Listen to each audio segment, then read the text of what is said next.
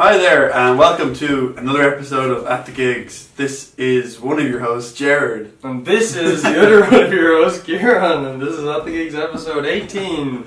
Number 18, God, so many episodes now. Yeah, so many. Yeah, it's... Whoa, so many. Yeah, it's starting to... I feel like so many versions of the 18th episode alone. It's weird because, there's 18 public episodes when this goes up. Yeah. We take into account private episodes. Yeah. There's like 30. 30 at least. There's been a few.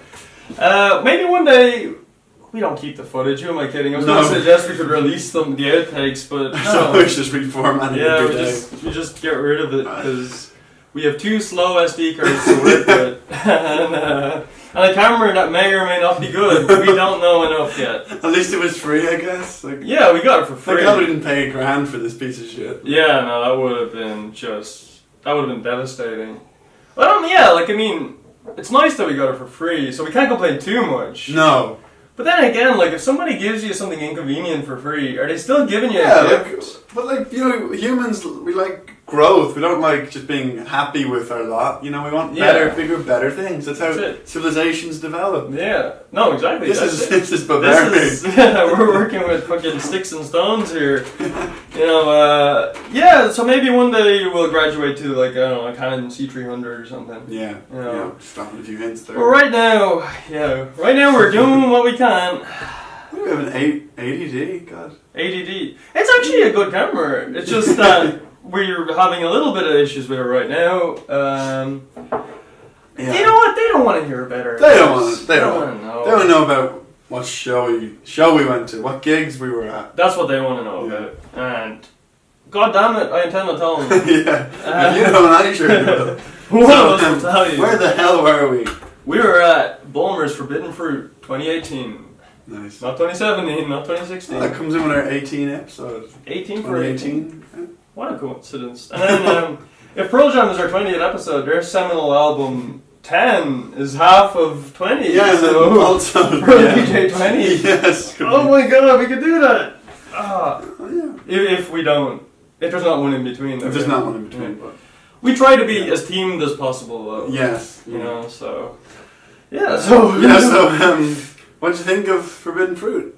I thought well, first thing I noticed was trying to get in there was a bit of a pain in the ass. Forbidden one. Yeah, Forbidden Fruit, the walls reminded me of trying to get into the Garden of Eden and trying to steal that fruit. Yeah, it was tough to get around. It was just a fucking fortress. walls and walls and walls. Walls and walls. There's a part where we didn't even know if it was on. It was so there's no buzz about the place. Yeah, we were like, do people give a fuck about the Monday lineup? Because Bank holiday, everyone's hungover and some people have been doing the other 2 days, which is good lord. That's crazy. I know. The stamina you'd have to have. Yeah, even care about your liver and kidney function. Just fading the whole time.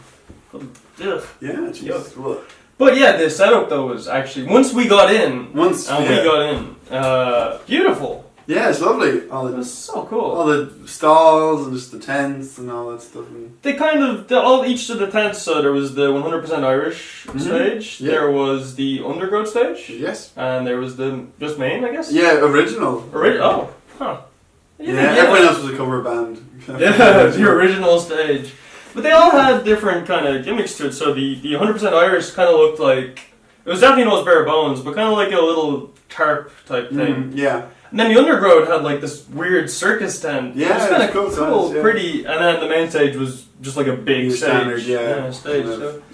It's the main stage is sort of like a mini Slane in some ways. Yeah, just a mini hill and. Yeah. And then that big fucking inconvenient thing in the middle. You know that thing? Oh. Is that just for VIPs or what is it? It could be like a sound tower or something. Yeah, sound tower. So I remember I heard. Yeah, I think there were guys in there. So I think it was tech. Yeah. Oh, that was all it was. Yeah. Yeah, because if you're a VIP, you wouldn't want to just be just a tower for fucking drink, just pouring it on people. Yeah, just pissing down on the plebs. So who did we see first, and where did we see them first? Well, the first person we saw, or first, should I say, organism we saw was Superorganism. And were they a super organism? They were pretty super, and they were in the undergrowth stage. Undergrowth stage. Oh yeah, they were. Yes, you're right. Yeah. Were they undergrowth? They were undergrowth. Yeah. Not that we didn't see the Irish stage whatsoever. No. Super Organ. Yeah, they were cool. I was particularly struck by the stage design and the set. Because a lot of them, we kind of found out later in the undergrowth stage, a lot of the set design was kind of interchangeable, bare bones for it. Yeah. But they had beautiful backing, very colourful. Yes. Their raincoat thing, I know you like that. The backing the colour coordination was cool. They're a band formed in 2017. They were kind of spawned from a YouTuber band called the Eversons. And then they met their lead singer, and her name is... what is her name? It's not that it's hard to remember, it's hard to pronounce. I want to get the pronunciation. Oh. Yeah, Orono Noguchi, and she was a fan of the band, and then they started collaborating through Skype. Wow. A very modern young band. So really, you wouldn't get that in a Stones biography. Yeah, it's very collaborated through, Telegraph. But so they were cool. They had very kind of a bouncy kind of fun, good time style. Yeah, it's an interesting kind of package. Yeah, it's not like a guitar band. It's sort of like I don't know how you describe it. They reminded me a bit of I don't know, would you say MGMT style or something maybe? Yeah, except maybe more, I don't know, youth oriented. They were found on an interest of internet memes, and it kind of shows in the music. It's very. So they have a song called "Everybody Wants to Be Famous." It is for the YouTube generation. It's for people, and I guess that shows in their origin. Yeah. No, I mean they're contemporary. Their album was released, self-titled album was released 2nd of March 2018. So they're a new young band if you're looking for some new flavors out there. Yeah. Speaking of young, the lead singer is literally a child. Oh yeah, she's just a tall glass of water, and she's like a just tiny little kid. And it's weird. It made me feel so artistically insecure seeing this successful child being a successful musician. Yeah. I'm this unsuccessful grown ass man. Yeah. Beers and just drinking and being belligerent. So who do we see next anyway? Yeah, well, after Super Organism, it wasn't too long until another super musician was playing. Yeah, it was. So after that, Thundercat was on. Yeah, you brought the thunder. He sure did. Just for anybody out there who doesn't know Thundercat, he's a great guy. Yeah, he's kind of the man of the moment right now. He worked with Kendrick Lamar, and I know that's a big deal to a lot of people. Multi-genre bass guitarist. Yeah, he's in a metal band as well. He plays bass for a metal band called... Oh, is that Suicidal Tendencies? Yes. Yeah. They used to have Robert Trujillo. Did they? Yeah, he used to be the bassist for them. Holy shit! Yeah, we're never getting away from them. No, it's always there. You'll get them anywhere. But no, he's a serious musician. I think he's 3 solo albums. He's just take a look there. Lamar, Childish Gambino. God, he's all over the place. Kamasi Washington. Yeah, I've heard some good things about him. He and to see him play on his own, it's interesting. He's obviously dabbled in a lot of styles, and he plays a very kind of intricate kind of jazz funk kind of style.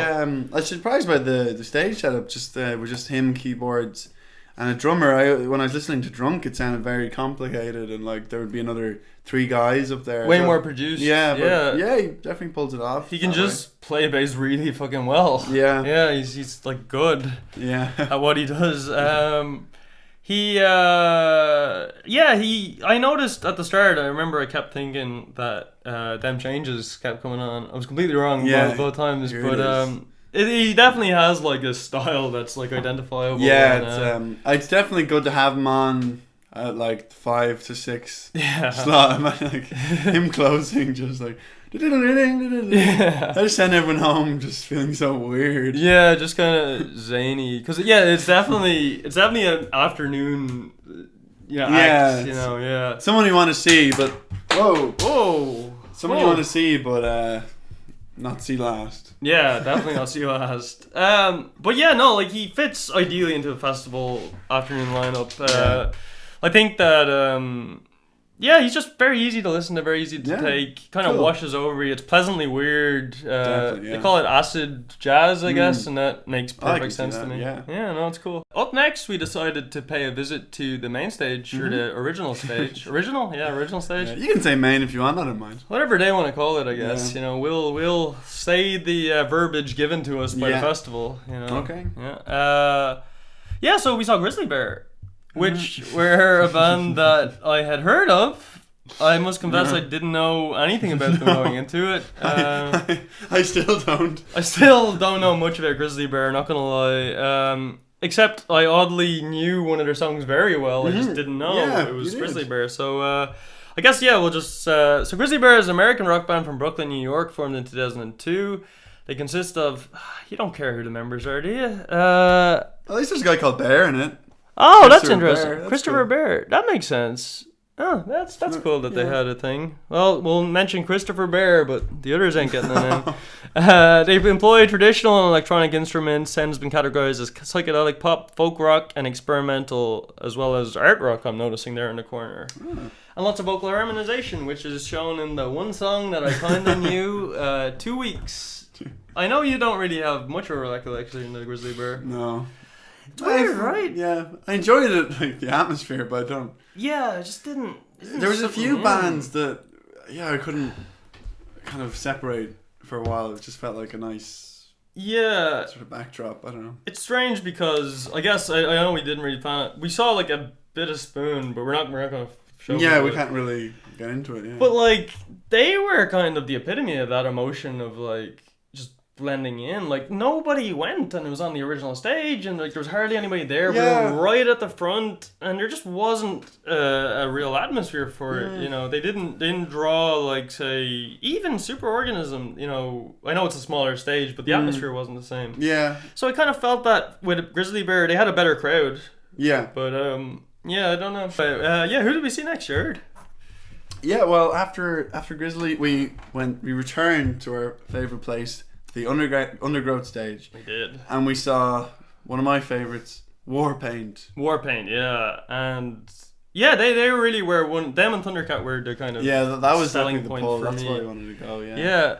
And Warpaint, they kind of blew me away a bit. They were really good. You know, I knew a little bit of their stuff, but I know you came to them through an unconventional way. Very unconventional. On one of our earlier episodes, we were talking about this Netflix special by Fred Armisen called Stand Up for Drummers. And it's literally just stand up for a drumming audience. But then he has a few guests on it, and one of them was the Warpaint drummer. Yeah. The one and only Stella Mozgawa. And I really liked your feel. I thought, this is cool. I just liked the way she played. And then I just started listening to Warpaint after that. Yeah, no, they were... they were really cool. By the way, let's just go up for a second. I noticed something about them here. Former Red Hot Chili Pepper guitarist John Frusciante mixed and mastered the band's debut EP, Exquisite Corpse. That's pretty... And current... holy shit. He performed drums and... Didn't know he had drums in him. No. Drums and guitar. Sorry, Josh Klinghoffer of the Red Hot Chili Peppers. Wow, that's cool. God, I wonder when Dave Navarro will work with them. Yeah. Or Hillel Slovak. Yeah. He's dead, but... Yeah, what are you going to do, Hillel? Sorry about that. Sorry about that, Hillel.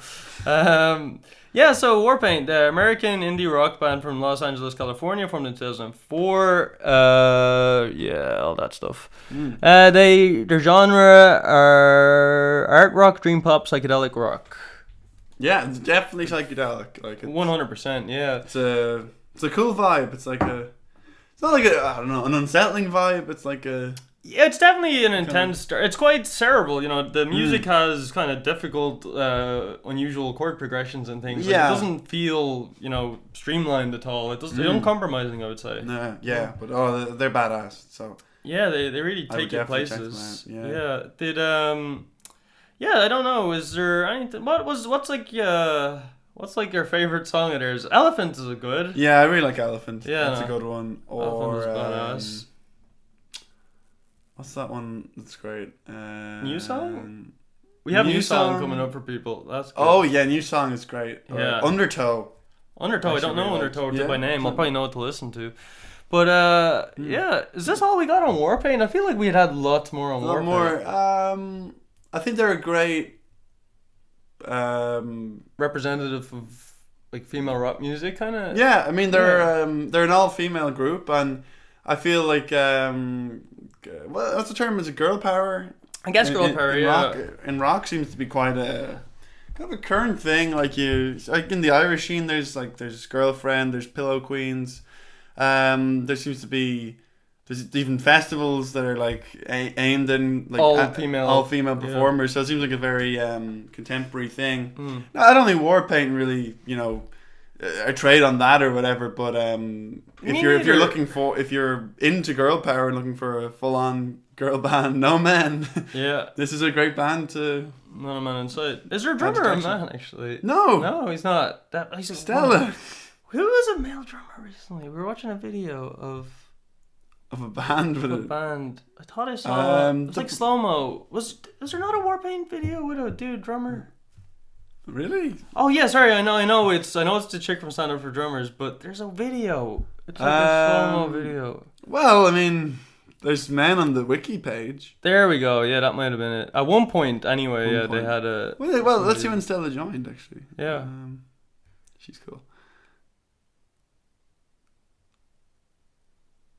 Shannon. Well, she replaced her, but she's a woman as well. Weird. There's definitely a video with. Maybe it's a woman. Maybe I just threw shade at this poor woman and suggested it. But anyway, yes. They're good though. Yeah, very good. Great band. Yeah, I like them a lot. Yeah, I can't wait to see them again. Yeah, no, I'd totally see them. Isn't it weird when you like fall in love with a band through seeing them live at a festival, and then you're like, oh shit, now I wish I had done my homework before it so I could take it in even more. Killer. Yeah. It's so hard. Yeah, like I kind of approach lineups not too.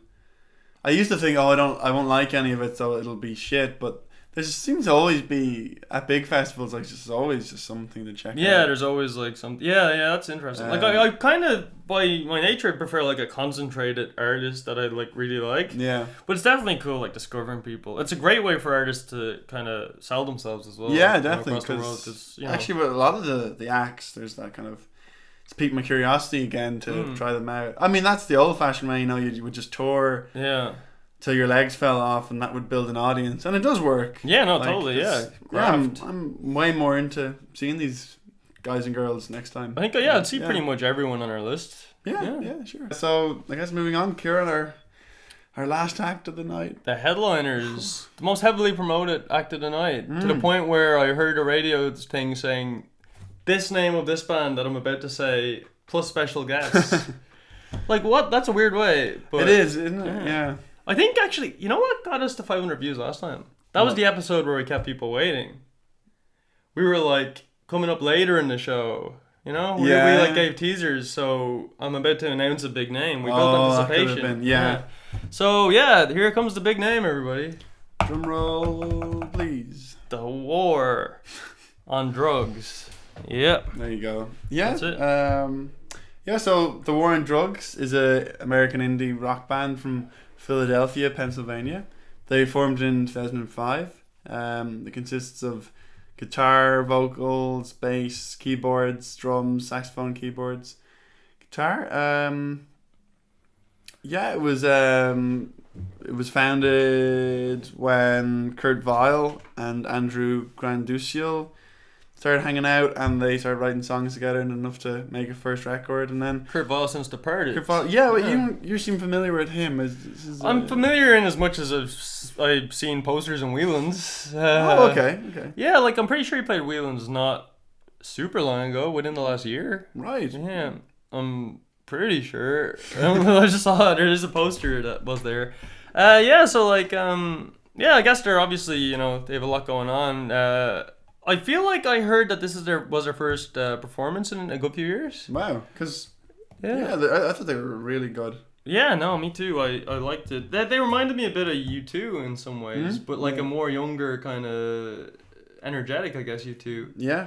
I liked their production. It was has that kind of indie feel that sometimes I think some bands that it doesn't suit, or they bounce and sort of flat. But I thought they sounded. Yeah, really great, really dynamic. Yeah, they really kind of had a kind of a grip on maybe the kind of what's the word, I guess, the kind of lighter guitar, the more digestible guitar kind of rhythm. It was U2, right? Am I just projecting well, there's so many types of U2. I don't know. Depends. Sunny guitar, does that make sense? Yeah, no, yeah. Yeah, you know what I mean. Sun-drenched. Yeah, sun-drenched. Yeah, that's it, exactly. Yeah. The do-do-do-do. Yeah, it's like warm. Yeah. It's not like rock. It's like it's like warm. a gently thing. They have a lot of songs that I really started to get into. They were the worst for, like, I wish I'd known them. Me too, yeah. And because the atmosphere around them was just fantastic. Yeah, as well. everyone loved them. It was kind of the most communal experience at the concert that we had, in terms of, like, you felt as part of a giant mass of humanity actually interested in one thing as opposed to being on a fucking fun fair ride or something, which they had at Forbidden Fruit. And some people are just on, like, fucking swings at the end of the show. That was ridiculous. I mean, like, more like, maybe if we tried it, they paid their money. They can do what they want, but, like, why? What are you doing? So funny. Like, who like goes just to see Superorganism and then goes on rides for the entire rest of the day? Like, I don't know. I'll never understand some people, but No. That's that.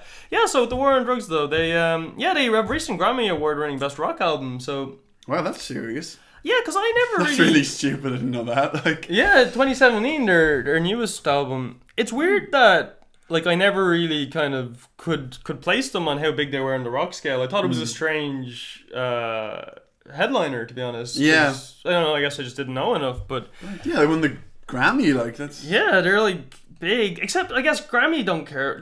Is that a thing? Do Grammy do the rock awards like off screen before it or something? Or no, I think you can get rock. Like I think metal. Yeah. It's kind of sleepy, but no, I think rock gets enough of a shout. But that's cool. Same time, yeah, I'd say like it's very Lamar kind of focused. Yeah. It's not really the rockiest of ceremonies, but no, I guess there's a whole rock and roll Hall of Fame to think about that. Like rock pays off years later. Yeah, well, even that, like people don't like the Hall of Fame. Yeah, I guess Hall and Oates, that was a controversial one. Really? Was it? Yeah. They got in, did they? Yeah, I think they got in. Yeah, and well, I think Madonna got in, and then it's weird. Then some of the rock guys don't like when the rap guys get in, and yeah, I don't know. The Hall of Fame's a weird one. I think they put it off too long with a lot of bands. Yeah, like Bon Jovi. yeah, but not even them, but like Deep Purple or like Yes, they like put it off and off and off, and then members die, and then it's just kind of like to the point where you have this Frankenstein version of the band, like or just like or just everyone's just ancient and like sick. Yeah. Just like I don't know. It bums me the fuck out seeing old musicians. Yeah. But not to take away from the War on Drugs and their Grammy. Congratulations. Yeah, congratulations, guys. Don't let our words take you down. Yeah. That's all we got to say about Forbidden Fruit then. Yeah, tremendous experience. I think we'd both go back. I would go back. I really enjoyed it. Let's hope episode 119 will be Forbidden Fruit. That makes no sense if we do one a week, but 319, 419, I don't know. Will be Forbidden Fruit 2019. 2019. Oh. God. Don't even want to think about it. Not long since Jesus was born. But, so moving on to our next segment. Yeah. Music news. Yeah. What's, Dun, dun, dun, dun. Yeah, so I guess we start off with some light news, a wee bit of like just fun. Hilarious news. Bit of hilarity, bit of Foo Fighters hilarity, wearing the t-shirt, so Yeah, that must be funny. So it must be hilarious. So Dave Grohl, in front of the very crowd that he brutally snapped his leg in front of, decided to play a little bit of a prank. And he fell off the stage. Yeah. Onto a cushion, of course. But it was good, yeah. No, it's pretty funny that he would do that in the same place. It's good that he'd think of it. You Yeah. know? I get fed up with Grohl's hijinks, but you realize at this time that like he actually cares about giving people a kind of different experience at gigs. You know? Like, and I can admire that. It's easy to go paint by numbers, but he doesn't want to do that. He wants to, do So yeah, got a good old prank. Yeah. I guess we'll give him the. Yeah, well, here's a clip of the fake fall.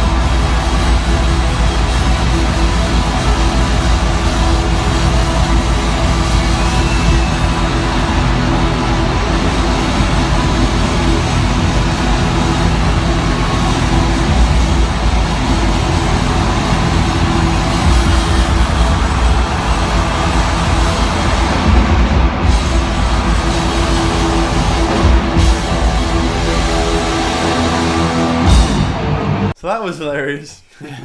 What news? What amazing music news. We actually have some quite... Actually, yeah, I feel like... Okay, we're not going to do the big... I guess another music news is a legend of the Irish music scene. Yes. Yeah, Mr. Mick Pyro of Republic of Loose fame. He's back and he's playing new music. And his debut single was just launched. Gig in Whelan's on June 5th, I believe. Yeah, last Wednesday. Yeah, and it's like, it's everything you'd hope it'd be. It's kind of the infectious, kind of dirty funk of, Republic of Loose. I guess sort of his sensibilities. Yeah, and it has like a bizarre auto-tuning quality, I guess. Yeah, it's a weird kind of, it kind of took me back hearing the production on it. Yeah, it starts. But yeah, it's got like its irreverent streak to it. It's got, it was my song of the week on our week off.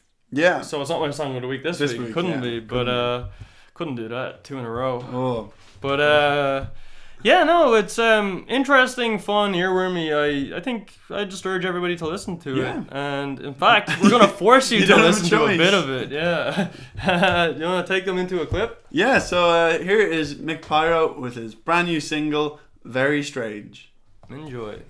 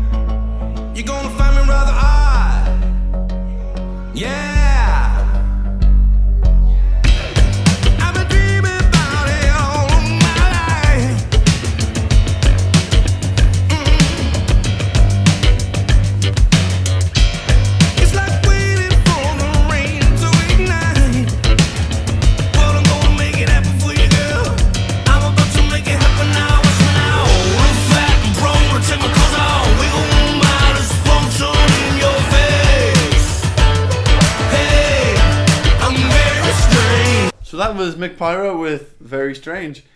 So our last bit of big music news. Huge news. Huge. This very day. 2 days. Well, it depends on when people are listening to it. It might be some days before. But for the first time in 18 years, the Smashing Pumpkins have released new music. Crazy, isn't it? With their new song...